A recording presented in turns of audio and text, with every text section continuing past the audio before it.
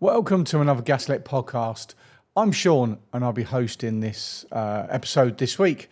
So thank you very much for joining us here at Gaslec Podcast Towers in the historic city of Rochester, as I do like to call it, or Strood ME2 as the postman and the post persons like to call it.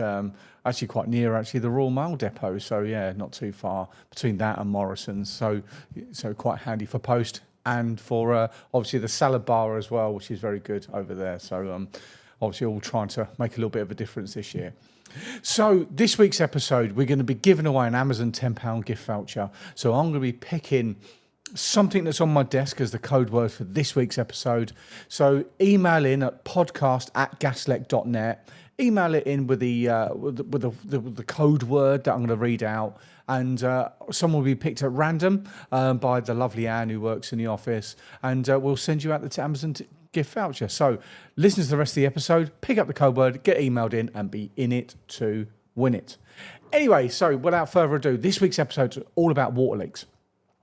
So we've had a few calls over the last couple of months, really. So we get called out to usually emergencies, very nature of a water leak. Sometimes you get boiler leaks and they put a bowl under it and it's just dripping into a bowl and we get along there next day, blah, blah, blah. But want to talk about really the catastrophic water leaks. Oh my God, I've drilled a hole, I've hit a water pipe, I've put a screw in a squeaky floorboard. And they're probably the most common water leaks that we get. So they are. So if we had one the other week, which I've done a video on, which was a copper pipe that was basically worn away by the look of it. Maybe a bit of corrosion pinhole, maybe one pipe above the other rubbing away on the floorboards as they were walking, and that'll be a tiny little sort of what we call a pinprick, and then that will create a bit of a dampness and a smell, and you'll see a staining. But what we want to talk about is absolute, oh my God, the heavens have opened and it is going for it. You've put a hole in the pipe, you drilled a hole, you put a screw in, something's absolutely catastrophically failed, and what to do. So first things first is, like in anything in your home, just know where your stopcock is. So that's the first thing. So you haven't got a water leak at the minute, hopefully, fingers crossed. So just locate your stopcock. Turn the stopcock off, make sure it turns. So in the event of emergency, you know how to turn it off. If you need a spanner on it, if it's seized, if you've got to go in the street, which we'll go to in a bit, whatever you need to do to turn your water off, you just know how it's done, okay? Remember, this could be Sunday afternoon at 4 o'clock, 5 o'clock. So there's not many plumbers out there working apart from the emergency lads and girls, which are a bit few and far between and normally quite expensive as well. So it's just that whole scenario basically. So find out where your stopcock is, make sure you know how to turn it, lefty loosey, righty tighty, wind it all the way in for off, wind it all the way back out for on. Standard stuff really. So now you know. So you know you're well rehearsed. It's wherever it will be, under the floor, under the sink, or in the garage, or in the cellar, wherever it is, it's fine. Okay, so now you know that part's done. So you come across an emergency. So we're going to talk about a house. So ground floor, first floor, just stereotypical house, and you've got a leak. Say on the first floor, you put a screw into a water pipe, and you hear that horrible hissing sound, that OMG. First things first, leave the screw in. Don't take it out. If you think, I think I've hit water, don't take the screw out. Now the screw, okay, it's pierced the pipe, but we don't know whether it's hot, cold, or the heating pipes. Or if you've got a really old boiler, it could be the primaries that go into the hot water cylinder to create either the hot water coil or the heating pipe. So for the sake of this conversation, we'll call them heating pipes for the boiler, or your hot and cold. Sorry, heating pipes for your heating system. Sorry, not for the boiler. Or your hot and cold. So you're not sure which one it is. So first thing we do, if ever that happens, straight into the bathroom. If you're upstairs, if the bathroom's upstairs, your nearest taps to you, open up the hot and cold. Go downstairs, I've got a funny story about running down the stairs wearing only a pair of socks, and one of our customers, still our customer now, we had a similar situation in my younger days. My hair was a lot darker and a lot thicker. I run out the bathroom door because we had a water leak under the bath, and caught my little toe on the doorstop because he had like 5 doorstop beads, big things, and I snapped it round on itself. So he's in my phone as Stuart broken toe because I broke my toe at his house. So we still talk about it, we still laugh about it. So my toe and foot modelling is completely over. So walk down the stairs in a controlled manner. That's all I'd say on that sense. Go down to the kitchen tap and do exactly the same. Open the kitchen tap up. And what this does, this takes the pressure or some of the pressure off of the water pipes. So what that will do, that will completely open up, and then go down and find your stopcock and then turn your stopcock off. And then what will happen is, if it's on the hot or the cold, if you're on I suppose it all depends on your water system. Now, if you've got like a combi boiler, we'll call it, and you then turn it off, that will then turn the stopcock off. That will stop the cold mains going into the boiler, that will stop the hot, and we'll have a bit of residual in the pipework. But with all the taps wide open, it'll allow the air in from the bathroom, and it'll then drain down to the kitchen sink down in the ground floor. Open up an outside tap as well can help bring the reducing water pressure down, and that gets turned off. So you've already done your pre-plans and you can't find your stopcock, it doesn't turn off, you've got to go into the street. So into the street, sort of around where we are in the Medway area, most people have got them now. We've got water meters. Now in the water meters, normally quite a big black disc, around about 8 inches round, quite near sort of your boundary line, sort of on the footpath side typically. So if you can't find the one indoors, or the one indoors doesn't work, highly recommend getting it changed, because if you do need to use it, it needs to be operational, or you have to go into the street. So you just, like a flathead screwdriver or a butter knife, pop the lid open, and then there might be a bit of foam, like an insulation foam, and that's what I use to kneel on, but you can get a lot of slugs and spiders in there, so just make sure. And then there's normally like a white plastic key. It's like a little, sometimes a bit taller than the others, all depends how deep the hole is, like a little plastic rod, and it has sometimes like a square bit on the end, and you just put that in and then turn the water off from there. Sometimes they're quarter turns, so you just tend to turn them 45 degrees and they'll turn the water off, or some they wind down like a normal stopcock. So just be mindful. But what you'll see on your water meter is it's spinning and spinning and spinning. So, and you just turn it until it stops spinning. Now at the house, it may still be leaking, but it's now the water's not travelling up. And also that is obviously a good sign. If the water meter is spinning and you turn it off, there's no more water going through. Fantastic. So yeah, that's done. Now, if you've got a open vented system, so you've got a water tank in the loft and you've hit the hot pipe and the water's now hissing through and it's hot, so once you isolate it, the tank now is not filling up with water. So now it's starting to drain down. So it's not going to completely turn it off. If it was cold mains, it will turn off. If it's combi boiler, it will turn off. If you've got tanks in the loft and like a hot water cylinder, a vented system, then it will drain down. But having all the taps open, that's your best possibility. And if as you say, you've got a drill bit in there, you've got a screw in there, leave it in there and just let it naturally drain down. Any water that's coming down through a ceiling, get a bucket underneath to protect the floor. So ultimately, whenever you have a water leak on the first floor, you are going to create some damage to some degree on the ground floor. Whether it's just a bit of water staining on the ceiling and it all dries out, whether it be the ceiling comes down, which isn't the end of the world, it looks a lot more than what it actually is, or whether it runs down the back. So sometimes it can run across the ceiling, and sometimes the ceilings, when they're boarded, don't meet the wall because they've got coving, so you can have water running down the wall around the back of the coving. But the water coming out is a good sign. You don't want it puddling up in the ceiling because that puts weight. Plasterboard's made of gyprock. Forgetting the lathes and plaster at the moment and all the different sealing methods and materials you can use, or wooden cladding. So we just talk about plasterboard, it will start bowing. So if you do get that and you think, okay, that's starting to deform, the thing's knackered anyway, get a screwdriver, poke it in there, make a hole in it and put a bucket underneath it.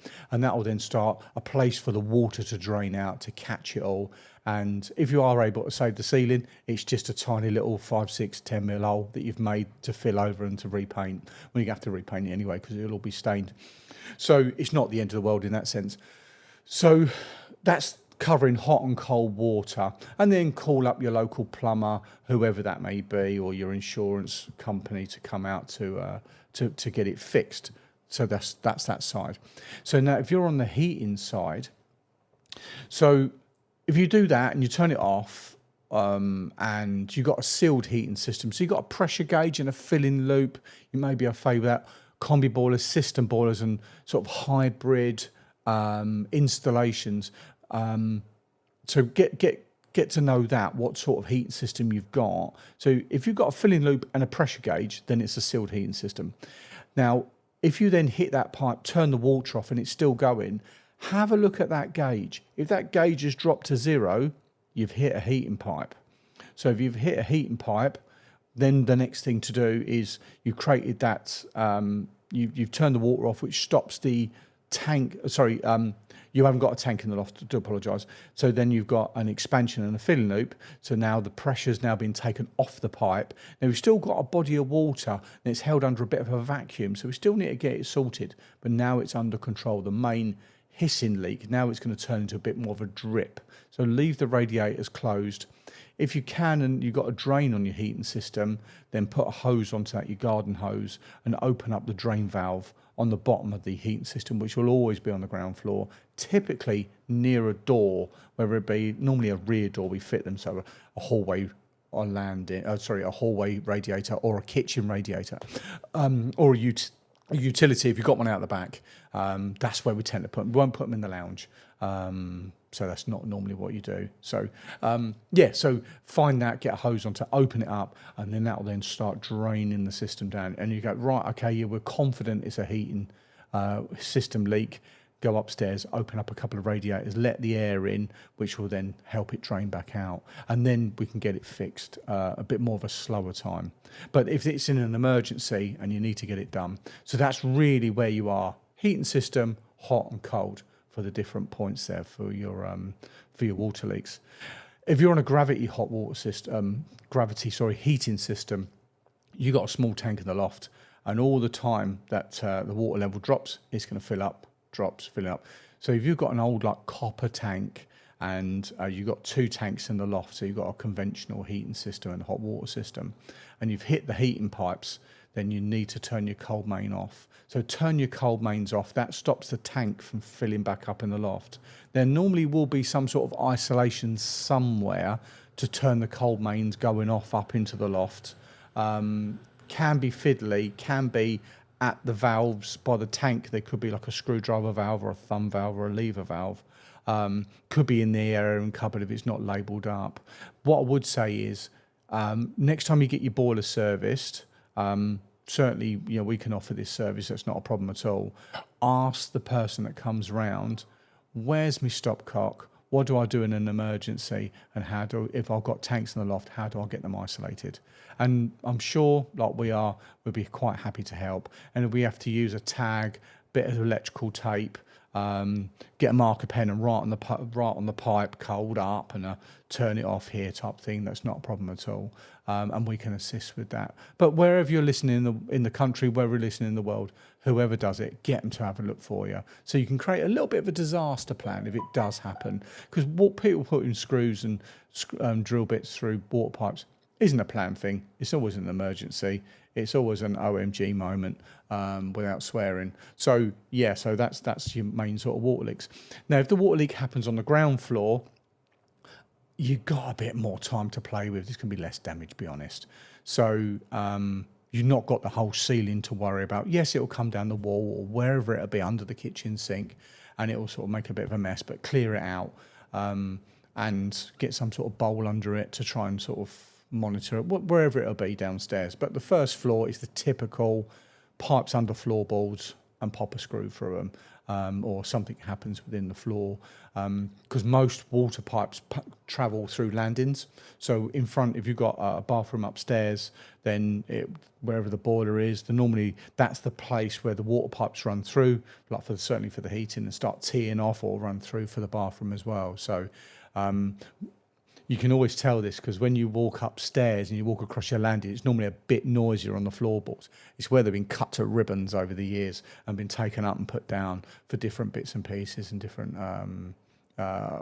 repairs or upgrades and stuff like that with pipes. So you can always hear them clonking around a little bit on landings. They're normally a bit more noisier. So that's always a giveaway there. Always a giveaway. Certainly if you've got a really old house, 1920s, 1930s, you know, they didn't have central heating fitted back in those days. So there would have been retrofitted. So it would have been cut and then the carpets, floor coverings, whatever, it would have been taken up and put back down again. So always a giveaway on that side. So there we are. So hopefully that helps. So the code word is going to be wheel bolt. So yeah, wheel bolt. I've got a spare one here. A bit of a long story, but that's one on my desk. That's on the side.